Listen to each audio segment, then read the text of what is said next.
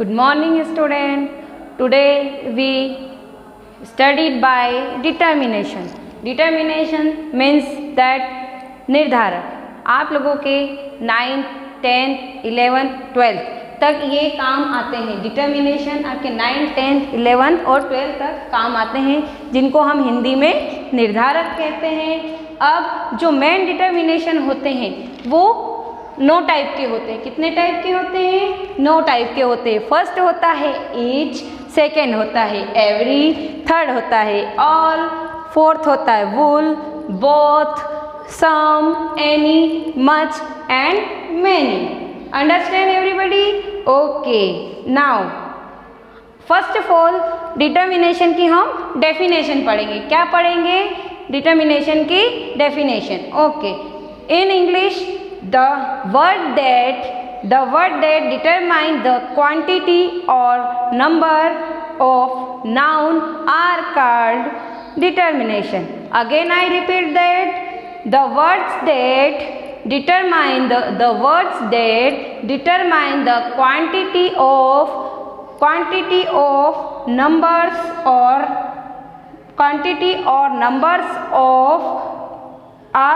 noun are called determination. Understand in Hindi. अब मैं आप लोगों को इसकी डेफिनेशन, परिभाषा हिंदी में बताती हूँ। वे शब्द जो किसी नाउन की मात्रा या संख्या का निर्धारण करते हैं, क्या कहलाते हैं? डिटर्मिनेशन। क्या कहलाते हैं वो? डिटर्मिनेशन कहलाते हैं। अब मैं आप लोगों को इन डिटर्मिनेशन जो 9 टाइप के जो डिटर्मिनेशन बताए गए हैं उनका कहाँ यूज़ होता है, कैसे यूज़ करते हैं, किस कंडीशन में उनका यूज़ किया जाता है, ये मैं आपको अब बताऊंगी। चलो फर्स्ट ऑफ ऑल हम बात करते हैं ईच की। ईच की बात की जाए तो ईच और एवरी देखा जाए तो ईच और एवरी जो होते हैं वो दोनों का मतलब हिंदी में एक ही होता है, प्रत्येक। क्या होता है? प्रत्येक। ईच और एवरी का हिंदी में मीनिंग होता है प्रत्येक। पर हम अब अपन यहाँ पे पहले अपन किसकी बात करेंगे? ईच की बात करेंगे। तो ईच का यूज, सबसे पहले ईच की डेफिनेशन। ईच किसी एक वस्तु का तथा एवरी। ईच और एवरी। ईच किसी वस्तु का तथा एवरी पूरे समूह का बोध कराता है। ईच जो है वो किसी थिंग का और एवरी जो है वो फुल ग्रुप का शोएब करता है। ठीक है, अब डेफिनेशन समझ में आई। अब अपन बात करते हैं फॉर द एग्जाम्पल। जैसे कि बॉय, एक एग्जाम्पल लेते हैं अपन। Boy got a prize. Boy got a prize. ठीक है, अब और एक एग्जाम्पल एक और लेते हैं। अब इसमें देखो, बॉय गोट अ प्राइज, इसमें क्या कहा गया है कि प्राइज जो है वो क्या है। अब अपन इसमें कैसे पता करेंगे कि यहाँ पे अपने को ईच लगाना है या एवरी लगाना है? तो यहाँ पे प्राइज दिया हुआ, प्राइज एक वस्तु है, थिंग है, तो हम यहाँ क्या लगाएंगे? Each boy got a prize. एक वस्तु के बारे में बात कर रहे हैं अपन, है ना। तो बॉय ने, जो एक लड़का है, उसने एक प्राइज प्राप्त किया, मतलब एक प्राइज प्राप्त किया है, तो यहाँ अपन ईच का यूज करेंगे। ठीक है, ईच एक चीज का बोध कराता है और एवरी पूरे समूह का बोध कराता है, तो हमको उस बात को अपने माइंड में रखना है। ठीक है, अब नेक्स्ट है इसका I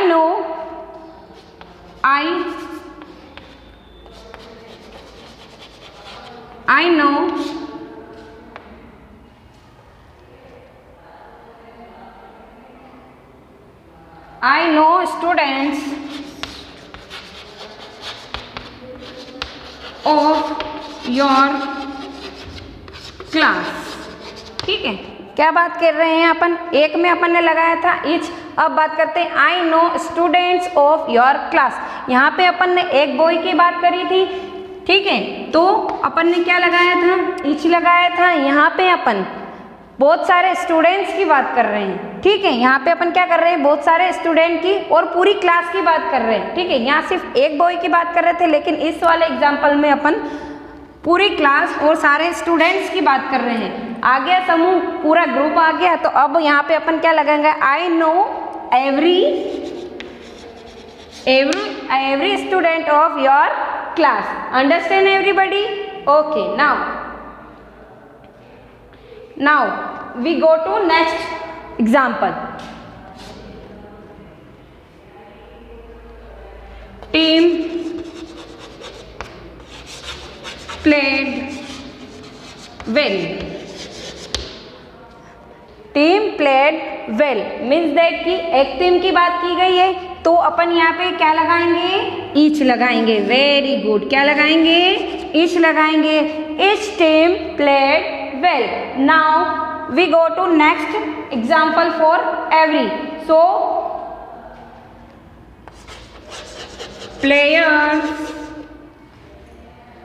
player of the team played well. अब यहाँ पे पूरी एक टीम की बात की गई थी, लेकिन यहाँ हर एक प्लेयर की बात कर रहे हैं अपन। हर एक प्लेयर की बात कर रहे हैं पूरी टीम के, तो अपन यहाँ क्या लगाएंगे, every players of the team played well. Understand everybody. यहाँ पे अपन ने सिर्फ एक टीम की बात की थी, यहाँ टीम के सारे प्लेयर्स की बात कर रहे हैं, इसलिए अपन यहाँ पे एवरी लगाएंगे। यहाँ एक टीम की बात की गई थी, तो अपन यहाँ पे इच का यूज करेंगे। Understand? Okay, now we go to the next determination means that की ऑल। अब अपन बात करते हैं ऑल की। ऑल का हिंदी में मीनिंग होता है सब। क्या होता है, सब होता है। हिंदी में मीनिंग क्या होता है, सब। अब सब का यूज हम फर्स्ट ऑफ ऑल सबका यूज कहाँ कर सकते हैं और किनके साथ किया जा सकता है, ये अब हम पढ़ेंगे, ठीक है। तो ऑल का प्रयोग काउंटेबल और अनकाउंटेबल नाउन्स के साथ में किया जाता है। मीन्स दैट कि काउंटेबल मतलब जिनको हम काउंट कर सकते हैं उनके साथ में भी, और जिनको हम नहीं काउंट कर सकते हैं उनके साथ में भी हम इनका ऑल का यूज कर सकते हैं। जैसे कि और किस किस वर्ड्स के आगे हम इनका यूज करते हैं। अब जैसे for the example,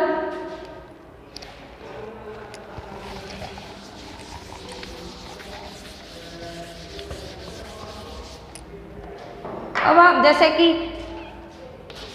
this, that, the, his, her,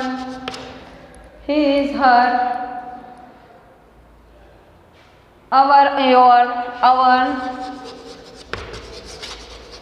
your, और my and their, my and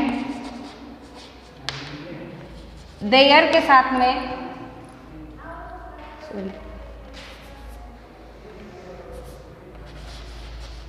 their के साथ में अपन इसके पहले, किसके पहले, this, that, the, his, her, our, your, my और देयर के पहले करते, मतलब before these words we uses all. Before all these words we uses all. मतलब कि इन सभी शब्दों के पूर्व हम ऑल का यूज कर सकते हैं। Understand everybody? Very good. Now we go to the some examples. For the example, I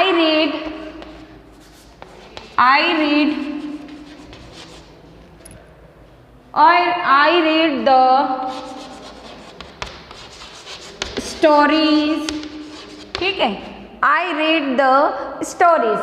अब हम यहाँ आ गया द के आगे हम क्या लगाएंगे, all.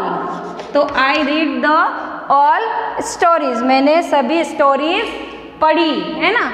I read all the stories, मैंने यानी कि मैंने सभी स्टोरी पढ़ी या सब स्टोरी पढ़ी। Now we go to the next example.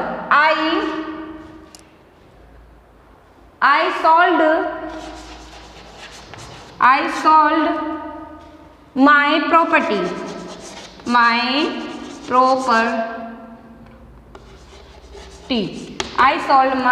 I sold my property। तो अब यहाँ पे इसमें भी my बता रखा है कि my के आगे before the my word we use as all, so we use here all। I sold all my property, understand everybody? Very good, okay। Now we go to the wool। Next determination, wool। Wool is the, wool in Hindi we say wool in Hindi संपूर्ण। क्या कहते हैं हम हिंदी में wool को? संपूर्ण। क्या कहेंगे? संपूर्ण। अब देखो सब और संपूर्ण का मतलब एक ही होता है, ठीक है। ये दोनों डिटर्मिनेशन एक दूसरे से आपस में संबंधित है, ठीक है, इनका कनेक्शन है आपस में। तो सब का मतलब भी संपूर्ण होता है और संपूर्ण का मतलब भी सब होता है, ठीक है। अब हम इसकी बात करते हैं तो इसका यूज, वूल का यूज जो है काउंटेबल और अनकाउंटेबल नाउन्स के साथ में किया जाता है। वूल का यूज भी अनकाउंटेबल और काउंटेबल नाउन्स के साथ में किया जाता है, मतलब जिनको गिना जा सकता है और जिनको नहीं गिना जा सकता है, उन दोनों के साथ में किसका यूज किया जाता है? वूल का यूज किया जाता है। अब अपन बात करेंगे जैसे इसमें, अब इसमें थोड़ी सी कंडीशन अप ऑल की कंडीशन से अपोजिट होती है वूल की कंडीशन। फॉर द एग्जाम्पल जैसे कि this, that, the, his, her, on, our, your, my और देयर। यहाँ हम इनके बाद में, है ना, इनके पहले अपन ऑल का यूज कर रहे थे, लेकिन वूल वाली कंडीशन में अपन इन सभी वर्ड्स के पहले किसका, बाद में अब इसका यूज कर, पहले हम ऑल की कंडीशन में इन सब वर्ड्स के पहले अपन ऑल का यूज करते थे, लेकिन अब इन सभी वर्ड्स के बाद में, मतलब after that all words we use whole, ठीक है। हम इन सभी वर्ड्स के बाद में किसका यूज करेंगे? वूल का। मतलब ये अगर सेंटेंस में ये वर्ड्स आ रहे हैं तो इन वर्ड्स के बाद में हम किसका यूज करेंगे? वूल का यूज करेंगे। Okay, understand everybody? Very good. Now for the example, अपन इस एग्जाम्पल को ले लेते हैं, ठीक है, और देखते हैं। आई रीड द, क्या आ जाएगा यहाँ पे? I read the whole story. I read the whole story. अपन ने पहले ऑल वाली कंडीशन में द पीछे था और ऑल को अपन ने आगे लिखा था बिफोर, और अब यहाँ पे अपन आफ्टर लिख रहे हैं वूल को। Understand everybody? Okay, it. अब नेक्स्ट है, अब जैसे इस वाले को आई सोल्ड की जगह अपन यहाँ लिखेंगे ही सोल्ड। ऑल की जगह आ जाएगा और माई की जगह आ जाएगा हिज, है ना। तो ही सोल्ड हिज वूल प्रॉपर्टी, ठीक है। Understand everybody? कि अपन ने यहाँ कुछ स्टोरी उसने पढ़ी थी, ठीक है। यहाँ पे अपन ने यहाँ पे अपन ने क्या किया? उस सेंटेंस को पूरा थोड़ा चेंज कर दिया। यहाँ अपने बारे में बात कर रहा था, वहाँ वो दूसरे के बारे में बात कर रहा है, और उसने ही सोल्ड हिज वूल प्रॉपर्टी, मतलब उसने अपनी सारी प्रॉपर्टी को बेच दिया, ठीक है। नाउ अब बात करते हैं अपन बोथ की। नेक्स्ट डिटर्मिनर है अपना बोथ। अब नेक्स्ट डिटर्मिनर बोथ की बात करते हैं, तो बोथ की सबसे पहले अपन उसका कहाँ यूज करते हैं वो देखेंगे। तो बोथ का प्रयोग दो व्यक्तियों या दो वस्तुओं का बोथ कराने के लिए किया जाता है। किसके लिए? किसी भी दो थिंग्स, जैसे कि मेरे पास ये दो डस्टर हैं, है ना, तो मैं इनके लिए मैं क्या बोलूँगी, बोथ डस्टर्स, ठीक है। और जैसे कि मेरे साथ एक और कोई टीचर है तो मैं बोलूँगी वी बोथ टीचर्स, ठीक है, बोथ टीचर्स के। और कोई स्टूडेंट है, जैसे आप लोगों को मैं बुलाने के लिए बोलूँगी कि you both of you come here, या your both books give me, ठीक है। तो दो थिंग्स के लिए और दो व्यक्तियों के लिए, दो पर्सन्स के लिए थिंग्स और पर्सन के लिए, दो पर्सन और दो थिंग्स के लिए हम किसका यूज़ करेंगे, बोथ का यूज़ करेंगे, ठीक है। अब बात करते हैं इसके एग्जाम्पल की, जैसे कि for that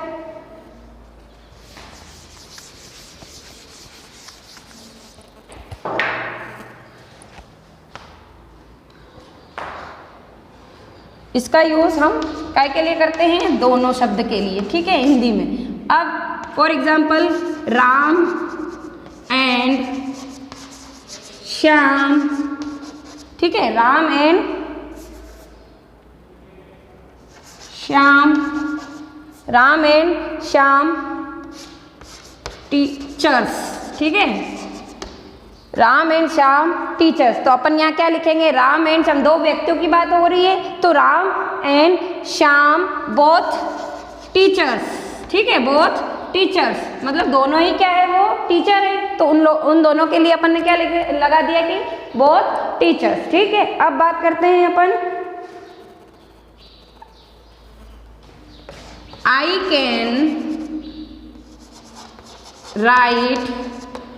can write hands, ठीक है। अब यहाँ थिंग की बात हो गई, यहाँ पे दो पर्सन्स की बात हो गई, अब यहाँ अपन थिंग की बात करेंगे। तो आई कैन राइट हैंड्स, मतलब मैं अपने दोनों हाथों से क्या कर सकता हूँ, लिख सकता हूँ, राइट कर सकता हूँ। तो I can write both hands, I can write both hands, ठीक है। अब बात करते हैं अपन सम की, किसकी बात करेंगे, क्लियर इट। आप लोगों को ये बहुत अच्छे से समझ में आया, आई होप आप लोगों को बहुत अच्छे से समझ में आया होगा। अब बात करते हैं अपन सम की, ठीक है। सम का मतलब होता है कुछ और थोड़ा, ठीक है। क्या मतलब होता है, कुछ या थोड़ा, दोनों ही वर्ड्स के लिए अपन किसका यूज करेंगे, सम का यूज करेंगे। तो अब फर्स्ट ऑफ ऑल इसके बारे में कि ये कहाँ यूज होगा और किन किन नाउन्स के साथ में इनका यूज किया जाएगा। तो फर्स्ट में हम बात करते हैं सम का प्रयोग। इसका भी प्रयोग काउंटेबल नाउन और अनकाउंटेबल नाउन्स के साथ में किया जाता है। किसके साथ में, काउंटेबल और अनकाउंटेबल नाउन्स के साथ में किया जाता है। लेकिन जो काउंटेबल नाउन्स होती है वो हमेशा काय में होती है, प्लूरल्स में होती है, सिंगुलर्स में नहीं होती है। काय में होती है, प्लूरल्स में, मतलब मीन्स दैट कि बहुवचन में ही होगी, ठीक है। अब फॉर एग्जाम्पल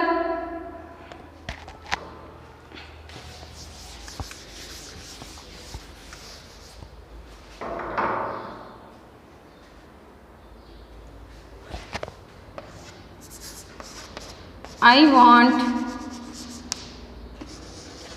buy books। देखो यहाँ पे जो बुक है, बुक्स, ठीक है, सम कुछ बुक्स, जाहिर सी बात है कुछ का मतलब होता है कि एक तो होगी नहीं, वो कुछ बोला है तो दो या तीन या चार तो होगा। तो एक की बात होती है तो एक वचन होता है, सिंगुलर होता है।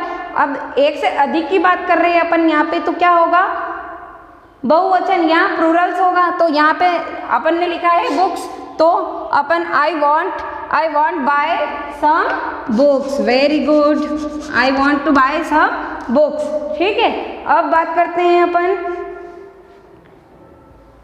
My mother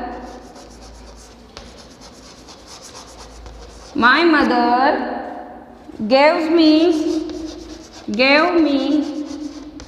my mother gave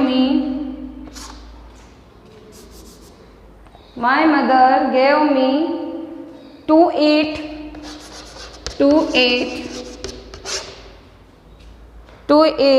mangoes.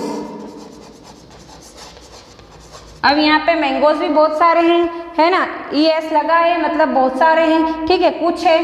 तो my mother gave me to eat some mangoes. अगर यहाँ पे वह बात करता है कि मेरी मम्मी ने मुझे एक मैंगो खाने को दिया, एक मैंगो दिया। वो क्या कह रहा है कि मेरी मम्मी ने मुझे बहुत सारे मैंगो खाने के, कुछ मैंगो खाने के लिए दिए। तो अब यहाँ पे ES लगा है, ठीक है, बहुवचन की बात हो रही है, यहाँ प्लूरल्स की बात कर रहे हैं अपन यहाँ पे। तो माय, अब यहाँ पे अगर सिर्फ मैंगो होता तो अपन वहाँ पे क्या लगा देते, my mother gave me to eat a mango या वन मैंगो लिखते अपन यहाँ पे, अन मैंगो या अ मैंगो लिखते, ठीक है। लेकिन यहाँ पे अपन ने बहुवचन की बात कर रहे हैं तो अपन यहाँ क्या लगाएंगे, सम लगाएंगे, ठीक है। Clear it in your mind, very good. Now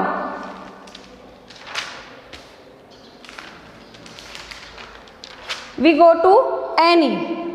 any means, any का मीन्स होता है कोई। क्या होता है इसका हिंदी मीनिंग, कोई, ठीक है।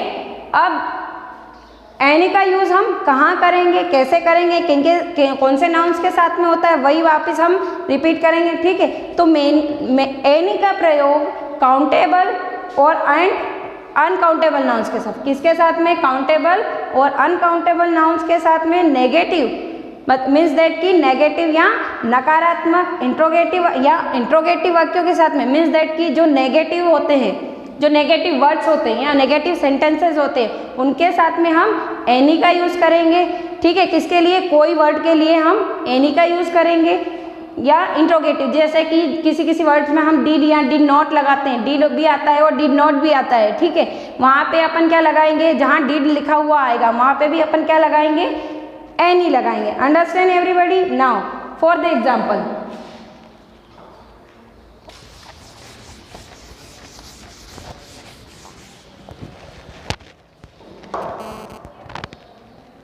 he did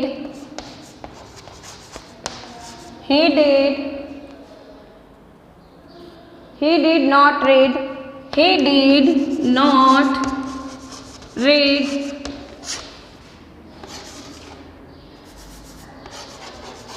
लेसन, ठीक है। he did not read lesson। अब यहाँ अपन क्या लगाएंगे, यहाँ देखो did भी आया है और नॉट भी आया, मतलब इंट्रोगेटिव भी है और इंट्रोनेगेटिव भी है या इंट्रोनेगेटिव है, ठीक है। तो अपन अब यहाँ यूज क्या करेंगे, he did not read any lesson, मतलब कि उसने कोई भी लेसन नहीं पढ़ा।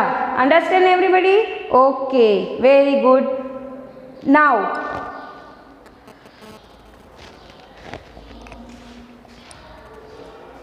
they did you want, आप देखो did you want money, did you want money. अब यहाँ बात क्या कर रहे हैं अपन, डिड यू वांट मनी। अब यहाँ इंट्रोगेटिव की, यहाँ नेगेटिव और इंट्रोगेटिव दोनों की बात की, यहाँ पे सिर्फ अपन इंट्रोगेटिव की बात करेंगे तो डिड यू वांट मनी। तो यहाँ क्या लिखेंगे अपन, did you want any money, क्या आपको कोई मनी चाहिए, ठीक है। अब बात करते हैं अपन मच और मैनी की। मच और मैनी का मतलब बहुत, क्या होता है हिंदी में मीनिंग, बहुत, क्या होता है, बहुत, ठीक है। मच और मैनी होते सिमिलर है, आपस में एक दूसरे के में मिक्स होते हैं, लेकिन इनका अलग अलग तरीके से हम यूज करते हैं। मच का कहाँ होता है, मैनी का कहाँ होता है, ठीक है, लेकिन इनका हिंदी मीनिंग एक ही होता है, क्या होता है, बहुत, ठीक है। अब बात करते हैं अपन सबसे पहले मच की। मच का यूज सदैव काउंटेबल नाउन, मतलब कि हमेशा रेगुलरली कहाँ यूज होता है, अनकाउंटेबल नाउन्स के साथ में होता है। कहाँ यूज होता है मच का, अनकाउंटेबल नाउन्स मीन्स दैट कि जिनको हम गिन नहीं सकते हैं, उन नाउन्स के साथ में हम किसका यूज करेंगे, मच का यूज करेंगे, ठीक है। ये परिणाम मात्रक वाचक, परिणाम वाचक विशेषण भी इसको कहा जाता है, ठीक है। और अब बात करते हैं अपन मैनी की। तो मैनी का यूज कहाँ कहाँ करते हैं अपन, मैनी का यूज काउंटेबल नाउन्स के साथ में किया जाता है। कहाँ किया जाता है, मैनी का यूज काउंटेबल नाउन्स के साथ में किया जाता है, और यह एक संख्यावाचक विशेषण होता है। क्या होता है, ये एक संख्यावाचक विशेषण होता है। और मैनी जो, मच जो है वो क्या होता है, परिमाणवाचक विशेषक होता है, विशेषण होता है, सॉरी। और ये क्या होता है, संख्यावाचक विशेषण होता है। अब इनके कुछ एग्जाम्पल अपन यहाँ देखते हैं।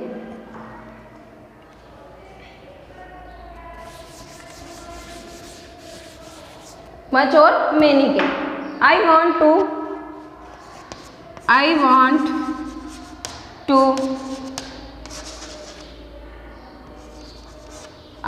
to buy books। क्या लिखा मैंने, ये एक सेंटेंस लिखा है I want to buy books। अब यहाँ देखो बुक्स, ठीक है, तो I want to buy many, क्या आएगा यहाँ पे, मेनी बुक्स, मतलब बुक्स जो है उनको अपन काउंट कर सकते हैं, है ना, तो काउंटेबल है बुक्स, तो अपन यहाँ क्या लगाएंगे, मैंने पहले ही आपको डेफिनेशन में बताया है कि मेनी का यूज़ कहाँ किया जाता है, जो काउंटेबल नाउन्स होते हैं उनके साथ में हम किसका यूज़ कर सकते हैं, मेनी का। वेरी गुड, तो we use here many. I want to buy many books. Understand everybody. अब अपन बात करते हैं मच की। एक एग्जाम्पल अपन मच का भी देखते हैं। There is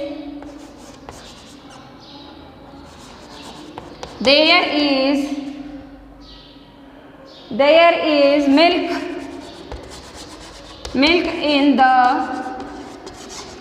pot.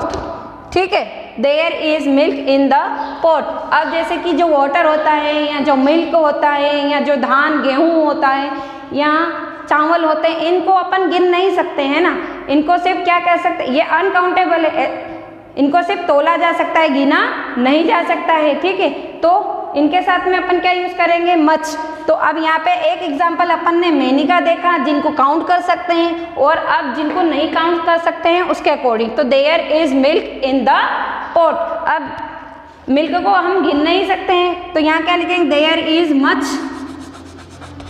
Much milk in the pot, मतलब कि जो पॉट है उसके अंदर बहुत सारा क्या है, मिल्क है। ठीक है, दूध है। आई होप आप लोगों को डिटर्मिनेशन बहुत अच्छे से समझ में आया होगा। अब नेक्स्ट वीडियो में हम अगले टॉपिक पे बात करेंगे। धन्यवाद एंड थैंक यू।